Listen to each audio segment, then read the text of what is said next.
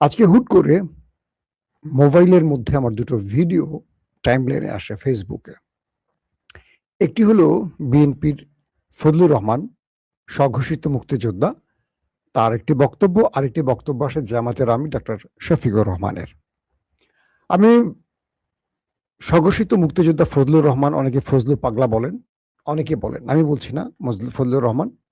তার বক্তব্যটি শুনছিলাম, তিনি সংসদে দেখলাম অনেক টেলিভিশন বলছে আগুন ঝরা বক্তব্য, সংসদ কাঁপালেন, এরকম অনেকগুলো শব্দ বলছেন, তাই একটু বক্তব্যটা শোনার চেষ্টা করলাম। তো দেখলাম এই ফজলু সাহেব, তাকে নিয়ে অনেক সন্দেহ আছে, তিনি আসলে বিএনপি না আওয়ামী লীগ এটা বিএনপিও বলছে না।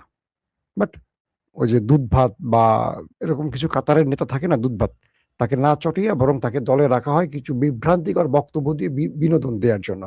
সিনেমায় দেখবেন দিলদার থাকে, টেলি সামাদ থাকে, থাকে না একটা কমেডি চরিত্র, রাজপাল ইয়াদেব থাকে। হ্যাঁ, কেন রাখা হয়? সিনেমাটা যেন বোরিং না লাগে, কখনো হাসির জন্য ক্যারেক্টার লাগে, কখনো গানের জন্য কি বলে নর্তকী লাগে, কখনো ফাইট করার জন্য গুন্ডা লাগে, থাকে একটা বিনোদন। তো রাজনীতি একটা বিনোদন আমাদের দেশের জন্য।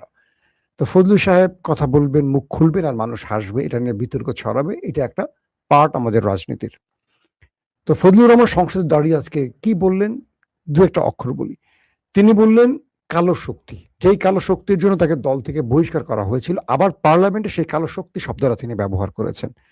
তার মানে হলো কালো শক্তির জন্য বিএনপি তাকে যে বহিষ্কার করেছে, এটা আসলে দেশবাসীর চাপের কারণে এই কাজটি বিএনপি করেছে। মূলত এই কালো শক্তি শব্দটা বিএনপি ওন করে, কারণ আজকে পার্লামেন্টে সেই শব্দটা তিনি আবারও বলেছেন। এক, দুই নম্বর, তিনি যখন জামাত ইসলাম বিএনপিকে সব রকম রাষ্ট্র পরিচালনায় সহযোগিতা করতে আশ্বাস দিল, জ্বালানি সংকট মোকাবেলায় জামাত যখন সরকারের পাশে থেকে কাজ করার আশ্বাস দিল, যখন তারেক রহমান জামাতের সেই প্রস্তাবিত বিষয়গুলোকে অ্যাকসেপ্ট করে একটা কমিটি গঠন করে দিলেন, অর্থাৎ জামায়াতের 5 জন এবং বিএনপির 5 জন, সরকারের 5 জন, বিরোধী দলের 5 জন, 10 জন মিলে একটি কমিটি নির্ধারণ হয়ে গেল। পুরো বাংলাদেশ বিএনপির প্রশংসা করলো, জামাতের প্রশংসা করলো। কেন প্রশংসা করলো? এই প্রথম পার্লামেন্টে সরকারি দল এবং বিরোধী দল কোনো একটি বিষয় এক হতে পেরেছে, যেটা বাংলাদেশে আমরা সচরাচর কখনো দেখি না। এর দুটো কারণ, তারেক রহমান বাংলাদেশকে এগিয়ে নিতে চান, তার স্বপ্নের বাংলাদেশ গড়তে চান। আর দ্বিতীয়টি হলো জামাত ইসলাম তথাকথিত বিরোধী দল না হয়ে তারা রাষ্ট্রকে গুছিয়ে নেয়ার জন্য বা রাষ্ট্রকে এগিয়ে নেয়ার জন্য সরকারি দলকে সাহায্য করার কি বলবো স্বপ্ন, মানে সাহায্য করতে চান এক কথায়। তো দুটো দলের এই পজিটিভ বিষয়টাকে কিভাবে ধ্বংস করা যায়, যেহেতু বিএনপি জামাত একটা সংসদের মধ্যে গঠনমূলক আলোচনা করছে, সৌহার্দ্যের একটা ব্যাপার তৈরি হচ্ছে, আমরা দেখছি পূর্বের মতো গালিগালাজ চলছে না, কারো বাপ মা তুলে গালিগালাজ হচ্ছে না, জিয়াউর রহমানকে রাজাকার বলা হচ্ছে না, খালেদা জিয়াকে দুশ্চরিত্রা বলা হচ্ছে না, তারেক রহমানকে নানান ভাষায় গালাগাল হচ্ছে না। আবার বিএনপির মধ্যে বিশেষ করে কিছু সম্ভ্রান্ত ভদ্র নেতারা জামাতকে সেই অর্থে গালাগাল দিচ্ছে না। তো তাহলে কি করতে হবে? দিল্লির এজেন্ট বা হাসিনার এজেন্ট তো কিছু আছে বিএনপির মধ্যে, এটা সবাই জানে, এটা তারেক রহমানও জানে, আমি শুধু না, তারেক রহমানও জানে। তাদেরকে লেলিয়ে দেয়া হলো যে সংসদকে উত্তপ্ত করো। তাদের মধ্যে এই একজন ফজলুর রহমান, তিনি বাংলাদেশের নিজেকে স্বঘোষিত মুক্তিযোদ্ধা, তার পুরো হিস্ট্রি আমি একটা স্টোরিতে দেখেছিলাম, পিনাকিদা ওইটা নিয়ে স্টোরি করেছে। এই ভদ্রলোকের মুখ থেকে যে কথাগুলো শুনবেন, কখনো মুক্তিযোদ্ধা মনে হবে না, মনে হবে এই জাতিকে বিভাজিত করতে চান তিনি সবসময়, মানে তিনি একটা বিভাজিত জাতির পক্ষে। তিনি বলছেন ইউনূসের আমলে কালো শক্তির কারণে এই দেশে রবীন্দ্র চর্চা হয়নি, লালন চর্চা হয়নি, নাটক মঞ্চস্থ হয়নি, এটা হয়নি সেটা হয়নি। তিনি বলেন নাই যে আওয়ামী লীগের মতো কালো শক্তিকে বিদায় করে ইউনূস যে সরকারটি বসছেন তার পেছনে বিএনপি জামাতে সবচেয়ে বড় অবদান ছিল, এই শব্দটা তিনি একবারও বলেন না। কারণ হাসিনার বিদায়টাকে গ্রহণ করতে পারছেন না, মেনে নিতে পারছেন না ফজলুর রহমান, বিএনপির নেতারা, মানে বিএনপির এই ফজলুর রহমানের মতো নেতারা, যাদের নামটা বিএনপিতে কিন্তু সকল কর্মকাণ্ড আওয়ামী লীগের পক্ষে থাকে। এবং আমি দেখলাম ফজলুর রহমানের এই বক্তব্যগুলো আওয়ামী লীগের সোশ্যাল মিডিয়ার কর্মীরা, অ্যাক্টিভিস্টরা, সাংবাদিকরা, বুদ্ধিজীবীরা সমানে পোস্ট করতেছে। এখন বিএনপি নেতার বক্তব্য আওয়ামী লীগের লোকেরা ফেসবুকে ভাইরাল করছে। আমার বন্ধু সাবেক সহকর্মী মঞ্জুরুল আলম পান্না, যিনি সরকারের বিরুদ্ধে ষড়যন্ত্র করতে গিয়ে জেল খেটেছেন, তিনিও দেখলাম সুন্দর করে পোস্ট করেছেন। তাদের কাছে ৭১ এই শব্দটা ৫৪ বছর আগের ৭১টা একটা মূর্তির মতো।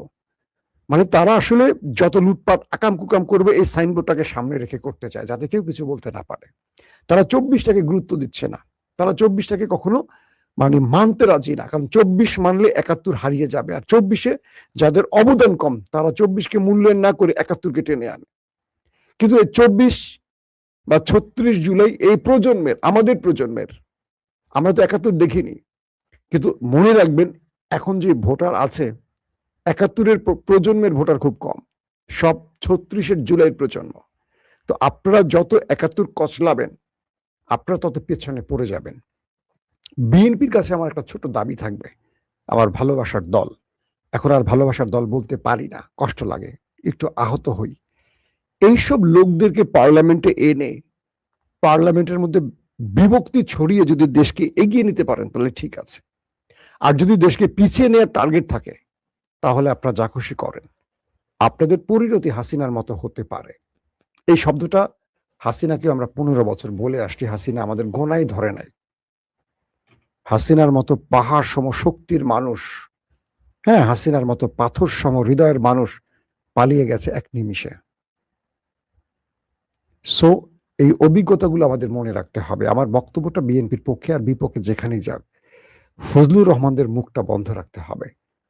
আমরা ওই বাংলাদেশ দেখতে চাই না যে বাংলাদেশ বিভাজিত বাংলাদেশ, যে বাংলাদেশ ভারতের দাসত্ব কবুল করা বাংলাদেশ।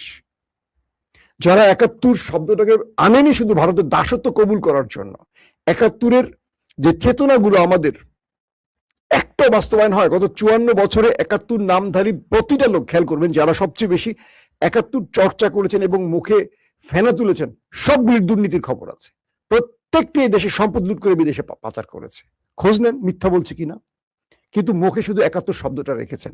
আওয়ামী লীগ তার ১৫-১৬ বছরে ৭১-এর চেতনা লালন করতে গিয়ে দেশকে লুট করে ফোকলা বানিয়ে ফেলেছে, কিন্তু মুখে ৭১ শব্দটা ছিল। এই লোকগুলির কাছে কোরআন বাইবেলের চেয়েও ৭১ শব্দটা শ্রেষ্ঠ, কারণ এই সাইনবোর্ডটা দিয়ে তারা লুটপাট করতে চায়, এইটা দিয়ে তারা তাদের রাজনীতি টিকিয়ে রাখতে চায়। কিন্তু এই প্রজন্ম ৭১-কে ভালোবাসে, ৭১-এর শহীদদের বা ৭১-এর বীরদের শ্রদ্ধা করে, কিন্তু সেটাকে পুঁজি করে লুটপাট অপরাজনীতি করতে চায় না। এই প্রজন্ম চায় দেশ এগিয়ে যাক, পৃথিবীর বাকি দেশগুলোর মতো বাংলাদেশ স্বনির্ভর হোক, একটা উন্নয়নশীল দেশ হোক, রুল অফ লয়ের দেশ হোক, মানবিক বাংলাদেশ হোক, মানুষের বাক স্বাধীনতার বাংলাদেশ হোক।